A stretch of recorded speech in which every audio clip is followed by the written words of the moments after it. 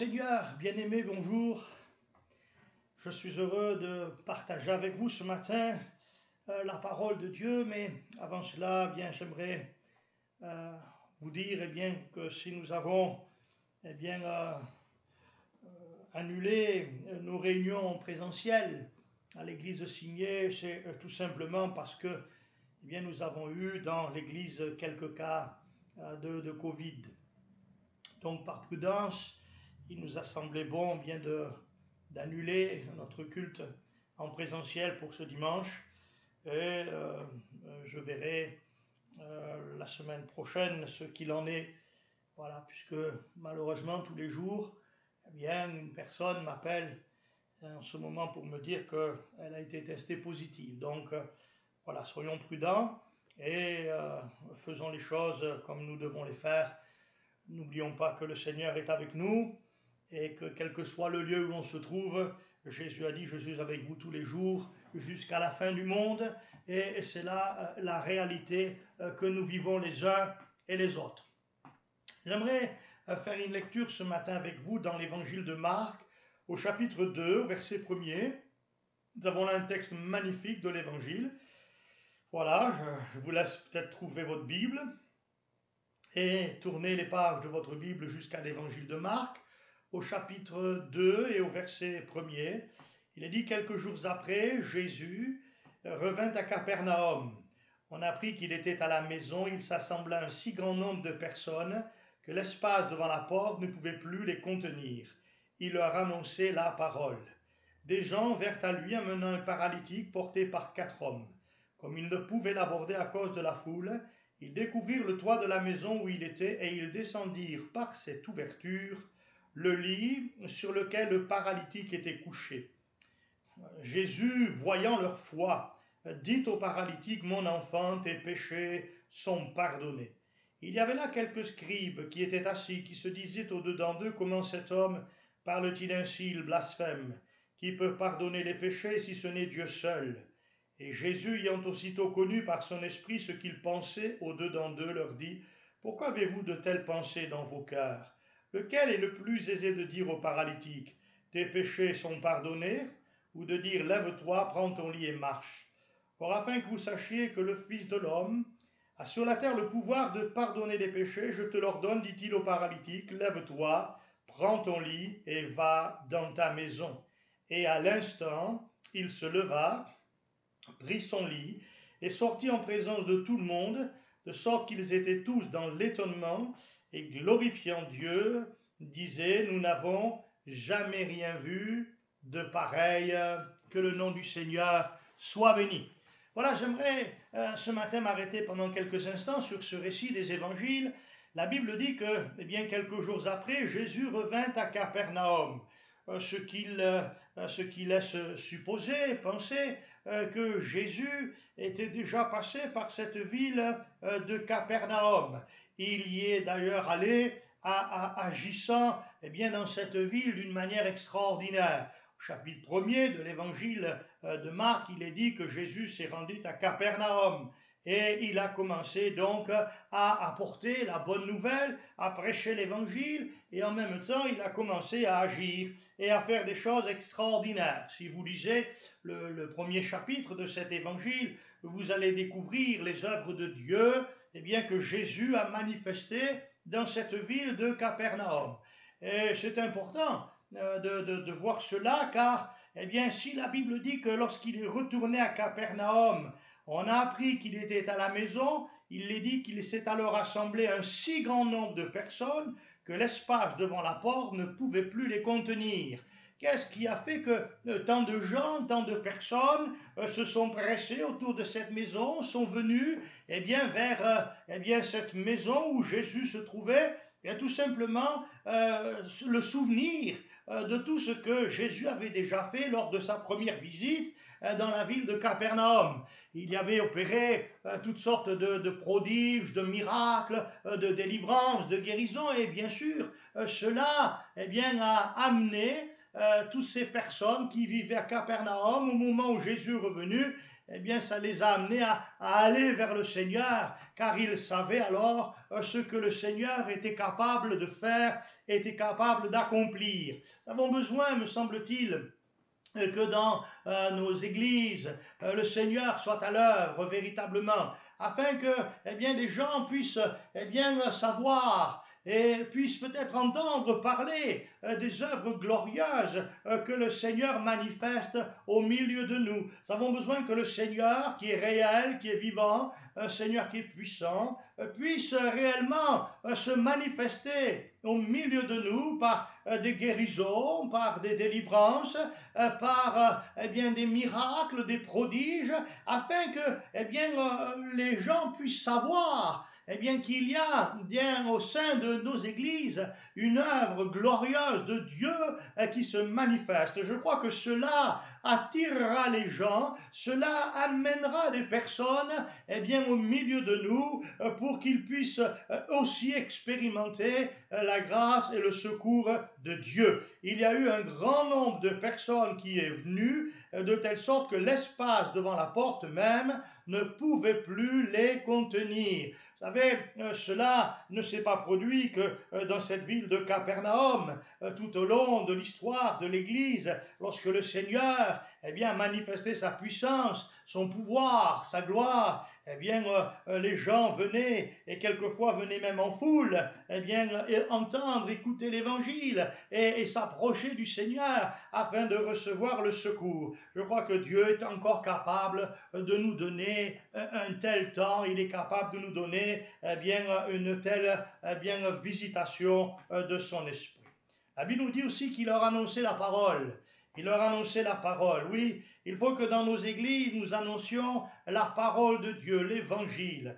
Nous ne sommes pas eh bien, appelés à eh bien, faire connaître nos points de vue, nos pensées propres, ne sont pas appelés à annoncer toutes sortes eh bien, de philosophie ou de vie ou que sais-je encore, mais nous sommes appelés à prêcher la parole de Dieu. L'apôtre Paul dit à Timothée, écrit à Timothée, et il lui dit, Timothée, prêche la parole, insiste en toute occasion, favorable ou non, prêche la parole de Dieu. Lorsque Paul est arrivé dans la ville de Thessalonique, eh bien, la Bible dit qu'il est venu et il leur a annoncé la parole du Seigneur. Il a annoncé cette parole de Dieu, et cette parole du Seigneur qu'il a annoncée, Dieu l'a accompagné et il a manifesté eh bien, sa puissance. La Bible dit qu'ils ont annoncé cette parole avec puissance, avec l'Esprit Saint et avec une pleine persuasion. Lorsqu'on a menacé les disciples, les apôtres, de prêcher l'évangile à Jérusalem, on leur a interdit, on leur a dit que eh bien, s'ils faisaient cela, ils risquaient eh bien, de graves problèmes. La Bible dit qu'ils se sont retrouvés alors, les disciples, avec l'église de Jérusalem, et ils ont prié ensemble, et ils ont dit, Seigneur, eh bien, étends ta main, Seigneur, viens à notre secours, Seigneur, donne-nous même de l'assurance pour la parole de Dieu, pour la prédication de la parole de Dieu. Et la Bible dit que Dieu les a remplis du Saint-Esprit, les a visités dans ce moment de prière. Ils sont alors allés eh bien, dans les rues de Jérusalem, annonçant encore le message de l'Évangile. Ils sont allés eh bien, chez les uns, chez les autres, dans leur famille, etc. Et ils ont annoncé cet Évangile avec une pleine assurance, avec une pleine conviction du cœur. Et ainsi, eh bien, beaucoup se sont convertis même à Jérusalem. Il leur annonçait la parole.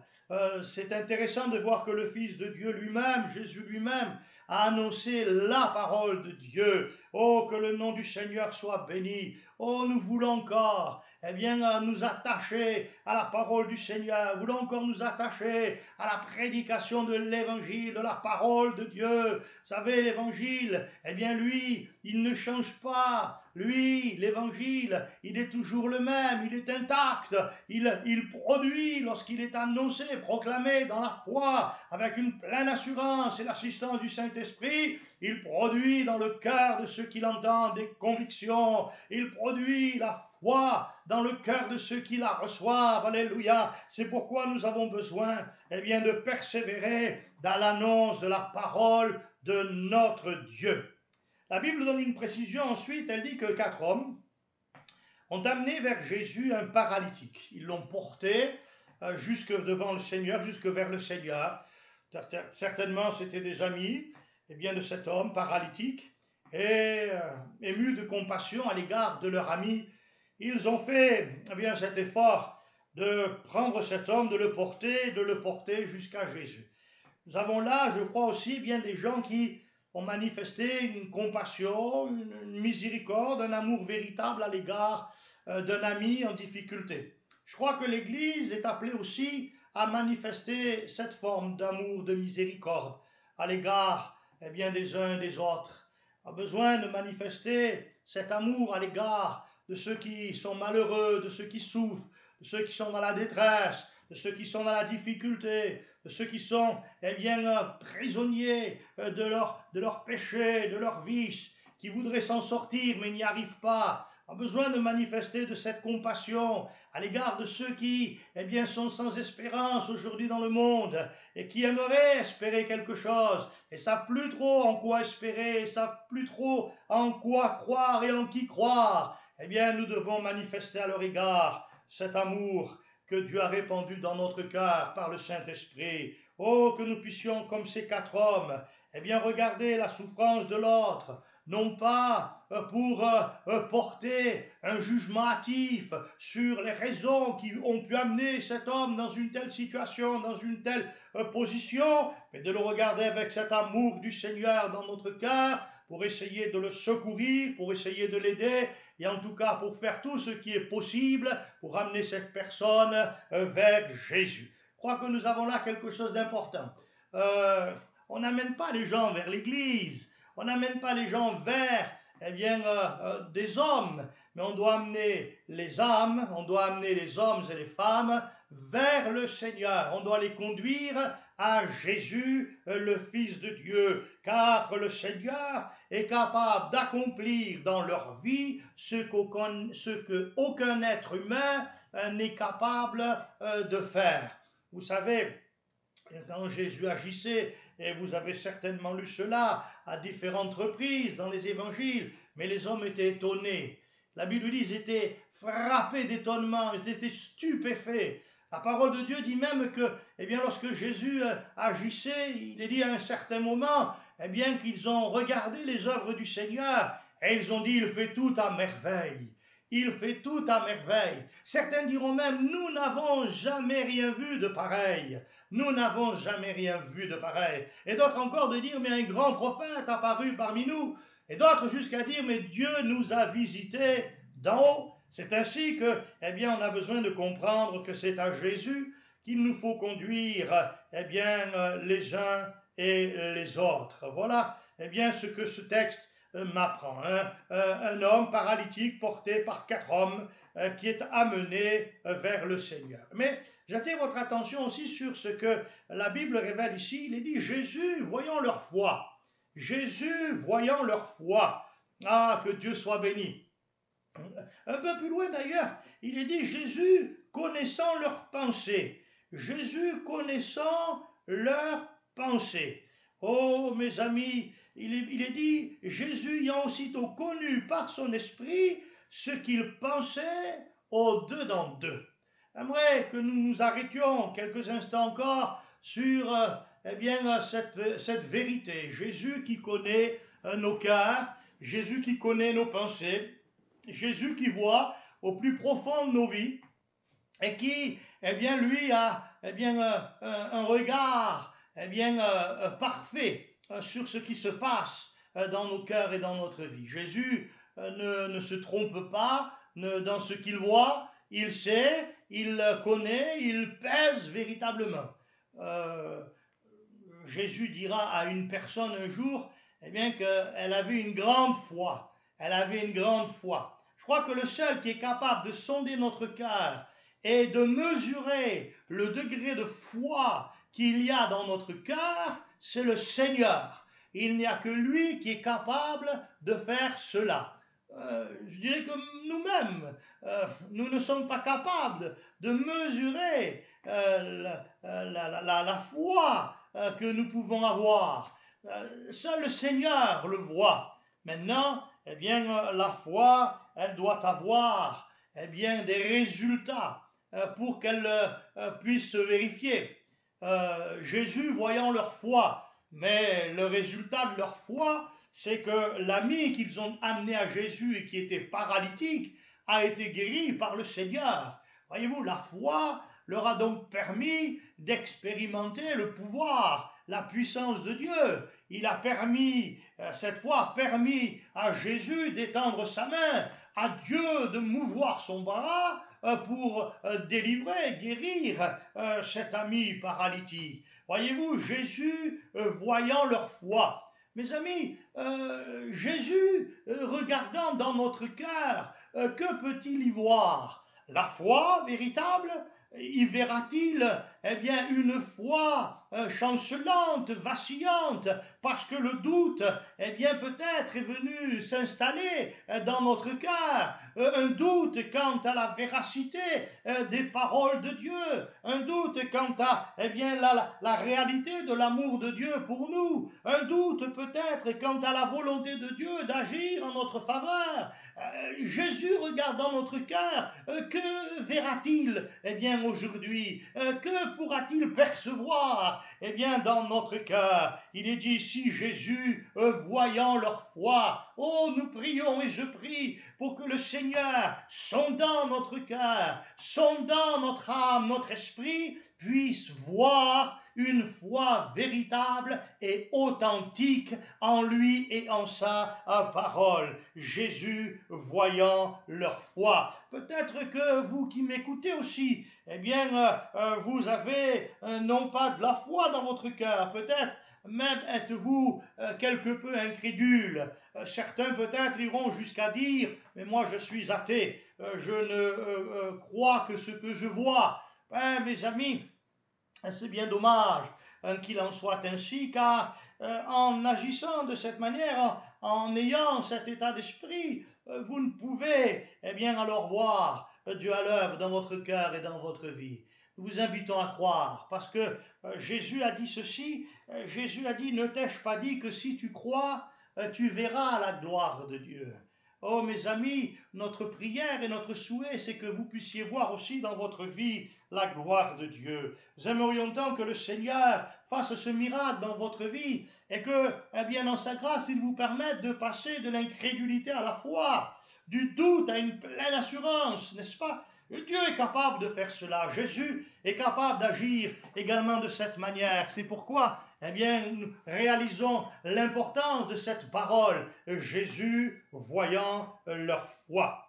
Et j'aimerais terminer par quelque chose de très important, parce que la Bible dit que Jésus a alors pris la parole et il a dit d'abord à cet homme, ce paralytique, mon enfant, tes péchés sont pardonnés.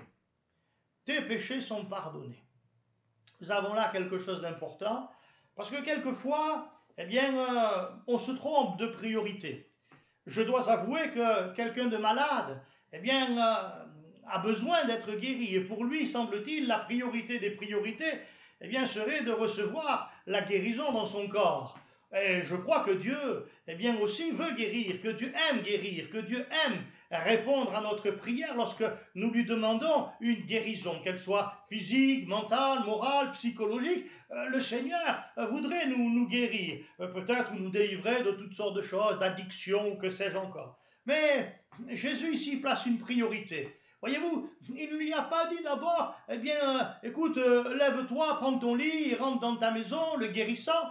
Mais il y a d'abord dit, mon enfant, tes péchés sont pardonnés. Je crois que le Seigneur veut mettre en avant cette vérité, à travers de ce texte des Écritures, que le spirituel doit primer sur le reste, en réalité. Nous sommes dans un monde où le spirituel semble retrouver quelque peu sa place, où on est bien obligé de voir et de se rendre compte aujourd'hui que le matériel ne peut pas satisfaire pleinement la vie de l'être humain.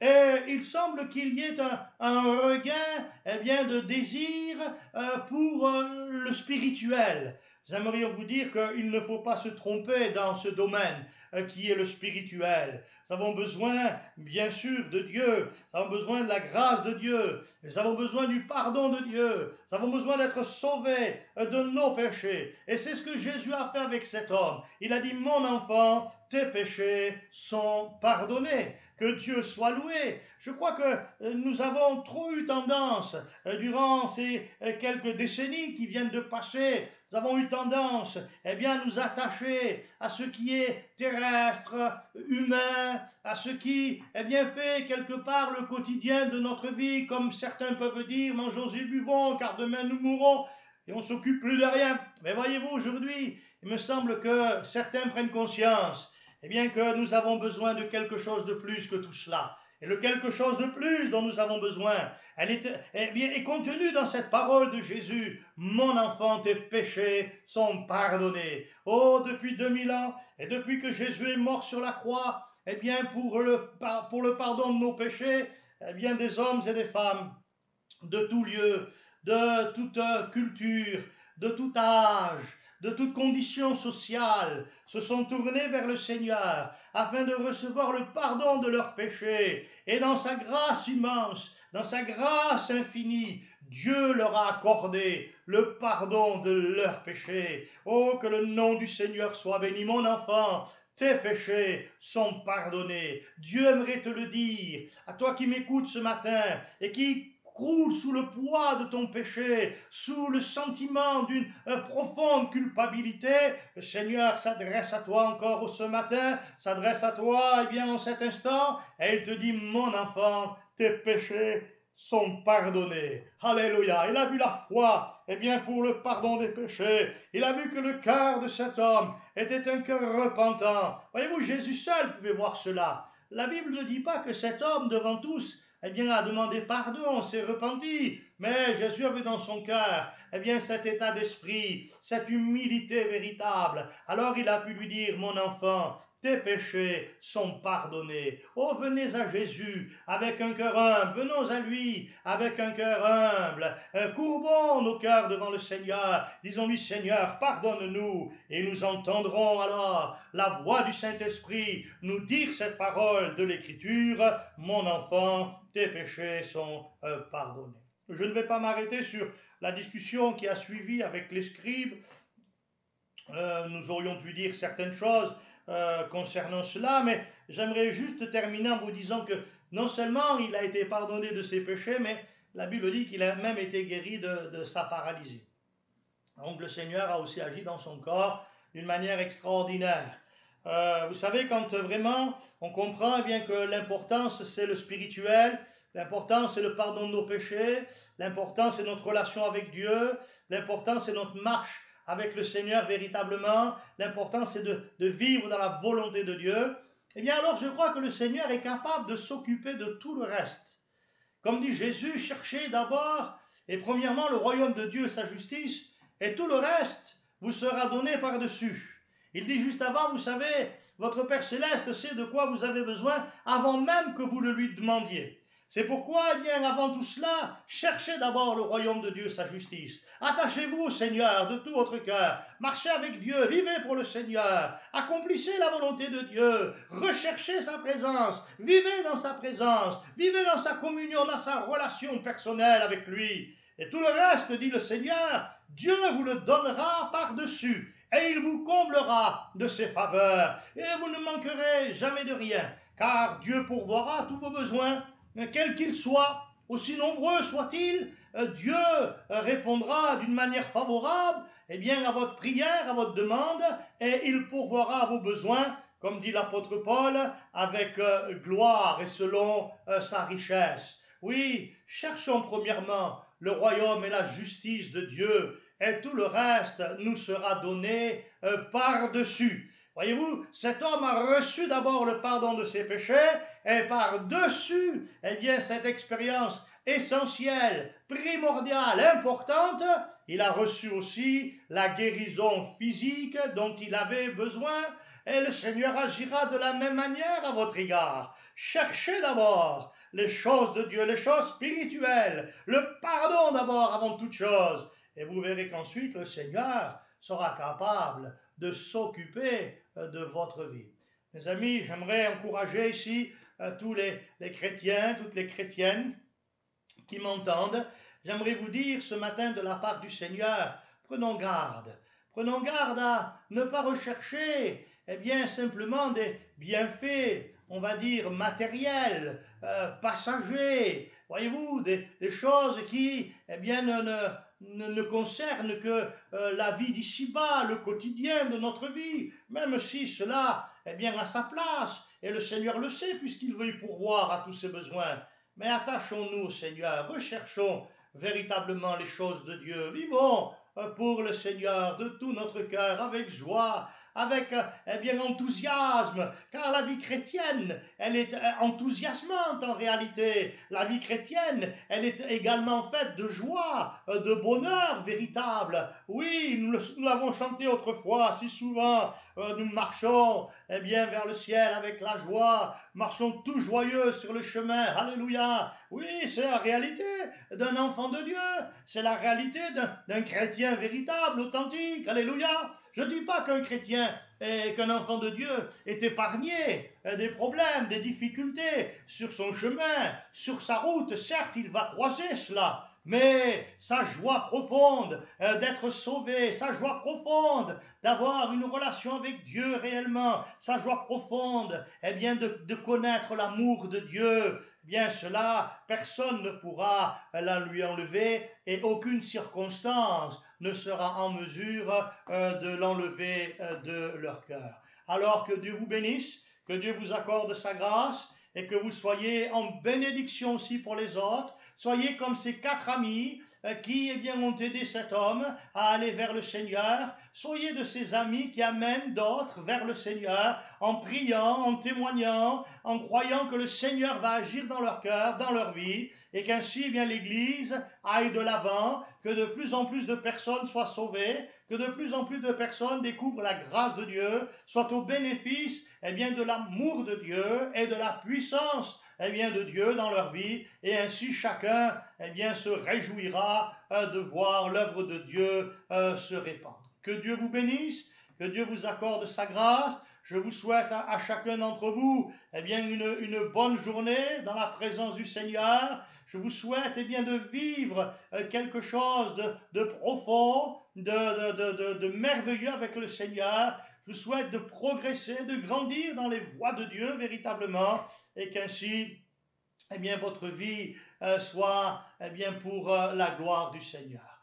Que Dieu vous bénisse et que Dieu vous garde dans le creux de sa main. Amen. Amen.